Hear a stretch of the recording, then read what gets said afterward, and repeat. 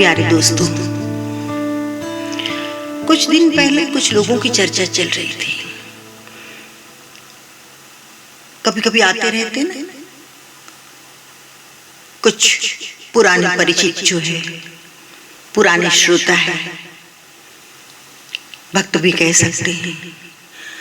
बाकी आज के भक्तों का तो कोई भरोसा नहीं। आज यहाँ मेरे भक्त है, कल किसी और के होंगे। इसलिए मैं कहती हूँ परिचित है, प्रेमी है, प्रेम करते हैं, आ जाते हैं कभी कभी। तो 2-3 माता बहनें,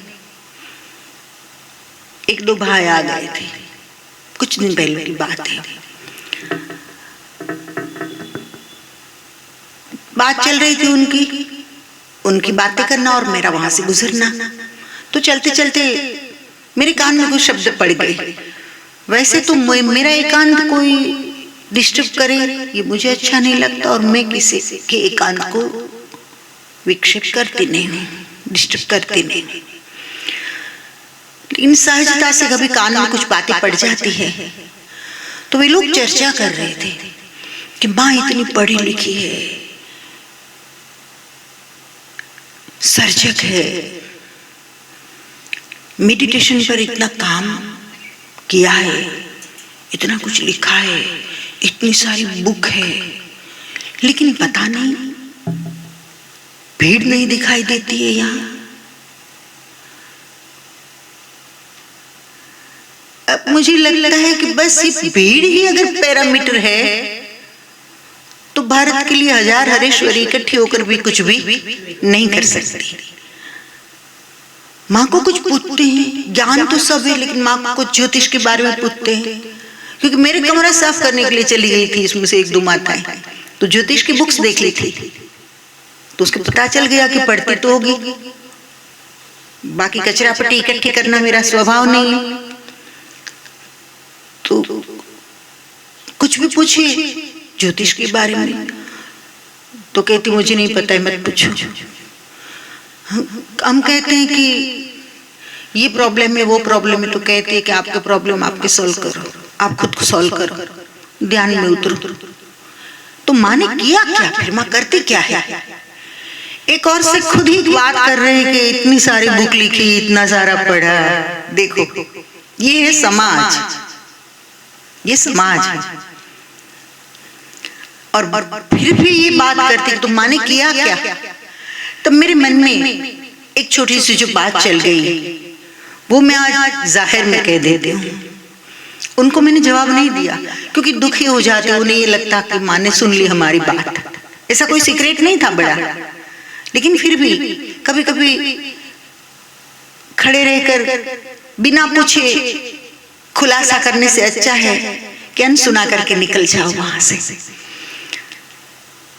तो मैं जवाब देती हूं उन भक्तों को जिसको मेरे आश्रम में भीड़ नहीं दिखती है, उनको कि मैंने मेरी जिंदगी में प्रेम करने के सिवाय कुछ नहीं किया है। अच्छा लगे या अच्छा न लगे, जिसका मन विकृत है उसको प्रेम शब्द समझ में नहीं आएगा। जिसको केवल शरीर दिखता है स्त्री और पुरुष का, उसको मेरी बात समझ में नहीं आएगी। लेकिन दोस्तों, मुझे भीड़ नहीं चाहिए, मुझे नहीं चाहिए। मैंने दूसरों को बहुत प्रेम किया। किन किन को किया सुनिए। बचपन में माँ को बहुत प्रेम किया, बहुत प्रेम किया। मैंने मेरी माँ को जितना प्रेम किया है शायद किसी ने किया होगा। इतना प्रेम मैंने मेरी माँ से किया है। एक शेर याद आता है, वडोदरा का एक कवि है, नाम याद नहीं, दिया उसका तखल्लुस याद आ रहा है। उसका शेर जब भी मेरे यहाँ आते, साल में 4-5 बार तो कवि गोष्ठी और मुशायरा होता है यहाँ। कुछ मैं पेश करती हूँ, कुछ वे लोग पेश करते हैं। 8-10 लोगों के बीच में बड़ी महफिल जम जाती है हमारी, और बहुत अच्छी लेवल की कवि और मानवता के गुणों पर भी अच्छे स्तर पर है। तो दिया का एक शेर मुझे याद आता है, वो सिर्फ शेर कहो, कविता कहो, पंक्ति कहो, मतलब जो कुछ भी कहो। मैंने 56 भोग से भी महंगी मिठाई खाई है। दिया कहता है मैंने 56 भोग से भी महंगी मिठाई खाई है। बचपन में माँ के हाथ की मार बहुत खाई है, बचपन में माँ के हाथ की मार बहुत खाई है। तो दोस्तों, आज मैं जो कुछ भी हूं, जहां भी हूं, मतलब एक साफ सुथरी, स्वस्थ और सजग जिंदगी जो गुजार रही हूं, तो इसके मूल में कोई है जो, तो मेरी माँ है। तो बचपन में मैंने माँ को प्रेम किया। मैंने कहा मैंने प्रेम करने के सिवाय कुछ किया ही नहीं जिंदगी में, और मैं और कुछ कर ही नहीं सकती, कहीं चल ही नहीं सकती, और कहीं नहीं चल सकता है ना, वही प्रेम मार्ग पर चल सकता है। नोट गिनने में जो लगा हो, चेलों की लाइन कितनी हुई, रजिस्टर रखो पूरा, कौन सी तारीख पर कौन आने वाला है, किस के पास से कितनी वसूली करनी है धर्म के नाम पर, वो प्रेम नहीं कर सकता। प्रेम तो पूरा पूरा जीवन मांग लेता है, और एक जीवन भी कम पड़ जाता है प्रेम के लिए। तो मोहब्बत प्रथम धर्म छे जिंदगी नो। याद आवे छे पंक्तिओ गुजरातीनी कि मोहब्बत प्रथम धर्म छे जिंदगीनो, मोहब्बत विना क्यांय आरो न आवे। मोहब्बत प्रथम धर्म छे जिंदगीनो, मोहब्बत विना क्यांय आरो न आवे। सतत चालવું જોઈએ દિશામાં, સતત કોન્સ્ટન્ટલી નોન સ્ટોપ, સતત ચાલવું જોઈએ દિશામાં। જો થાકી ગયા તો ઉતારો ન આવે, જો થાકી ગયા તો ઉતારો ન આવે। મોહબ્બત પ્રથમ ધર્મ છે જિંદગીનો, અને મોહબ્બત વિના કોઈ આરો ન આવે। મારી પાસે કોઈની તાકાત નથી કે હિસાબ માંગી શકે કે હું શું કરું છું, કે મેં શું કર્યું, પણ હું સામેથી સ્પષ્ટતા કરું છું। મારા ભક્તો જે કોઈ છે, મતલબ જે મને ચાહે છે, ચાહકો હું એમ કહીશ કે જે ચાહકો છે, અથવા તો જે સત્સંગીઓ છે કે જેની કે વર્ષમાં 2-4 દિવસ આવે છે, એની રીતે અહીંયા રહે છે, મને ડિસ્ટર્બ કરે નહીં। હું મળું તો ઠીક છે, 3 દિવસે એકવાર પણ ન મળું, મળું તો દિવસમાં 2 વાર મળું, મારી મોજ એ प्रमाणे मैं जीवी छू। तो बचपन में मैंने माँ को बहुत प्रेम किया। माँ चली गई, फिर मैंने मेरे पिताजी को बहुत प्रेम किया। 15 साल मेरे साथ रहे, और अंतिम संस्कार मैंने मेरे हाथों से किए। एक उत्सव मनाते हुए उसको परमात्मा के पास से जैसे शुद्ध आए थे, ऐसा एक परिशुद्ध जीवन उसने पाया, और बिल्कुल भगवे वस्त्र में मेरे पास से संन्यास ग्रहण करके मुझे उसने वचन ले दिया, मेरे पास से वचन लिया था कि आप ही मेरा संस्कार करोगे।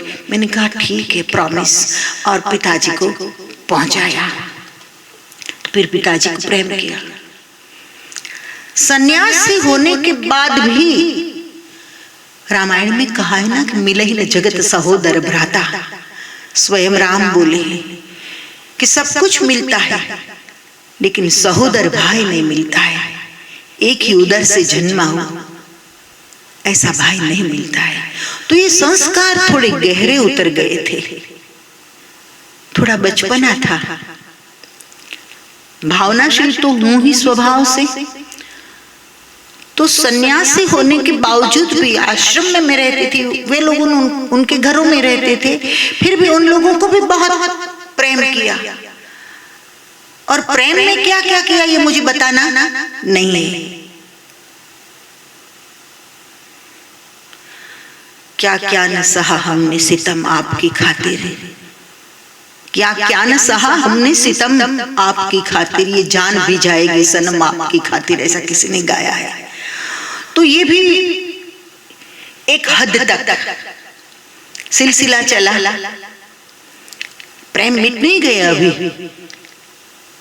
लेकिन सजगता आ गई, प्रेम के साथ जागृति आ गई। इससे आगे सहपाठी थे बचपन के कुछ, और सहपाठी तो 2-4 थे,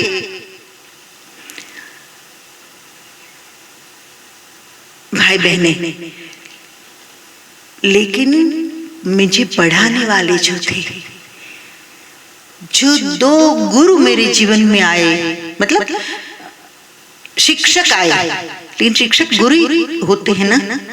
आचार्यो ब्राह्मणो मूर्ति, वेद व्यास ने कहा है। जो दो शिक्षक मेरे जीवन में आए, शिक्षक नहीं कह सकते, शिक्षिका, क्योंकि वे यहाँ जाति पात, वो जाति जो है ये नर जाति नारी जाति, ये तो भेद न करे तो भारत नहीं। शिक्षक मतलब शिक्षक, जो शिक्षा देता है वो शिक्षक, लेकिन उसमें औरत है तो शिक्षिका, कोई बात नहीं, चलो मान लिया।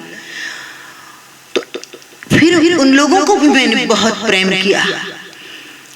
एक पटेल सिस्टर थी जूनागढ़ की, एक वीरूबेन बुढ़िया थी कच्छ की।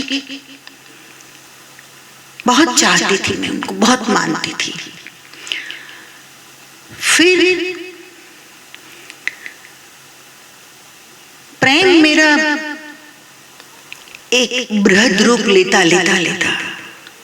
संपूर्ण रूप से संगीत और साहित्य को समर्पित हो गया। तो सबसे ज्यादा अगर मैंने प्रेम किया हो, सबसे ज्यादा, तो रामचरितमानस को। बेस था मेरा, बेस।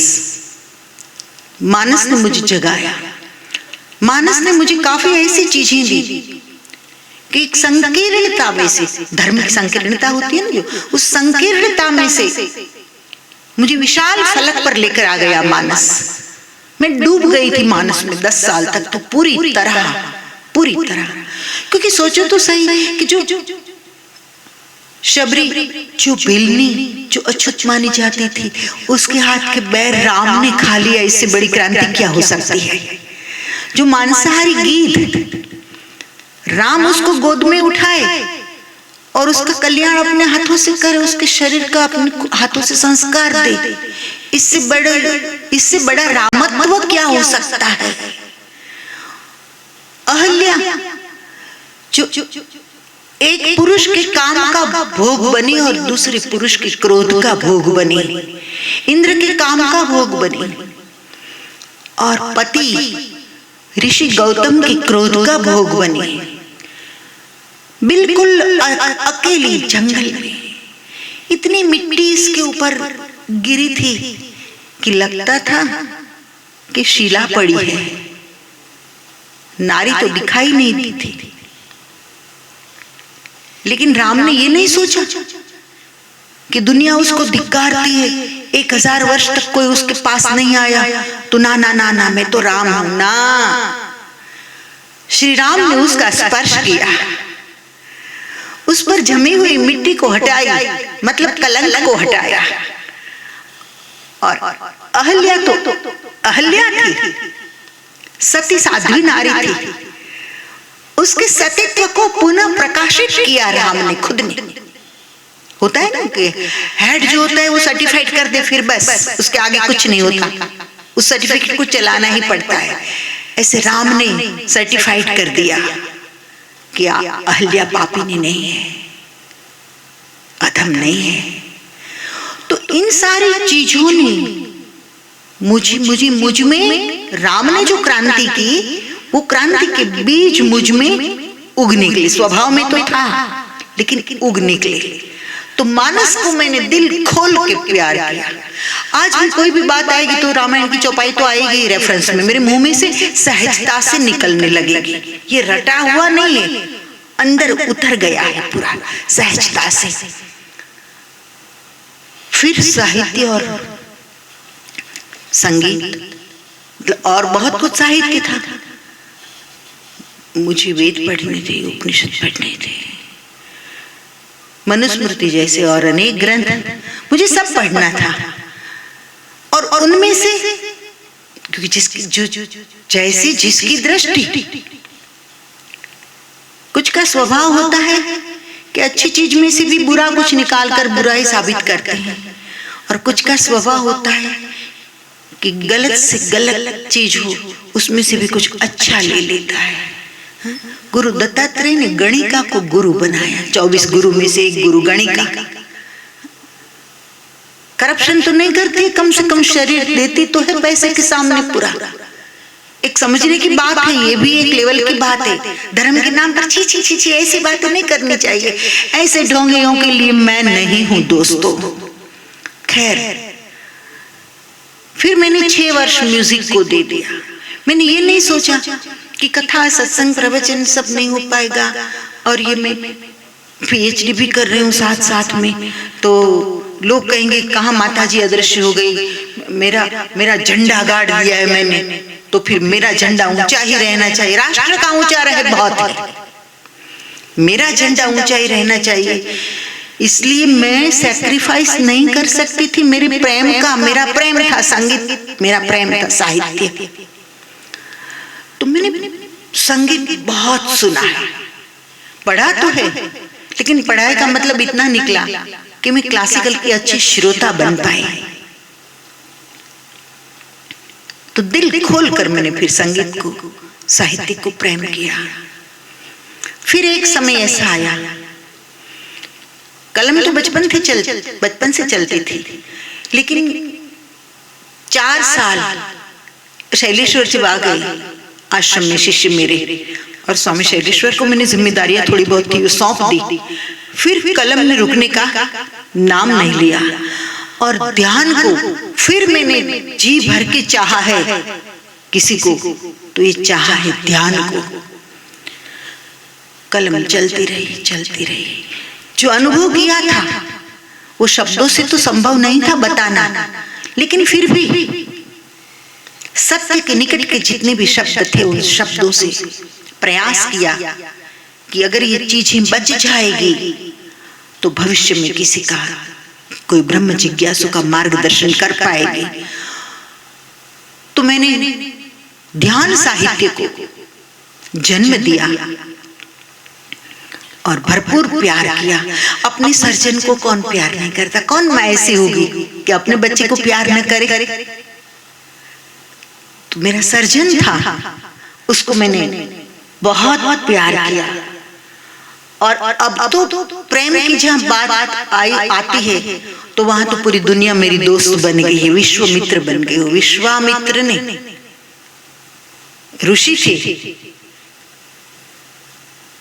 तो मैं विश्वामित्र बोलूं तो इसका अर्थ आप ऋषि के साथ नहीं जोड़ देना। मैं विश्वामित्र बन गई हूं कि सब मेरे दोस्त हैं, सब मेरे मित्र हैं। और सार में मैं इतना ही कहती हूँ, मैंने जिंदगी में जो किया है वो प्रेम ही किया है, और प्रेम कहाँ विशाल होता गया। ये प्रवाह मेरा प्रेम का, ये मुझे बताना था।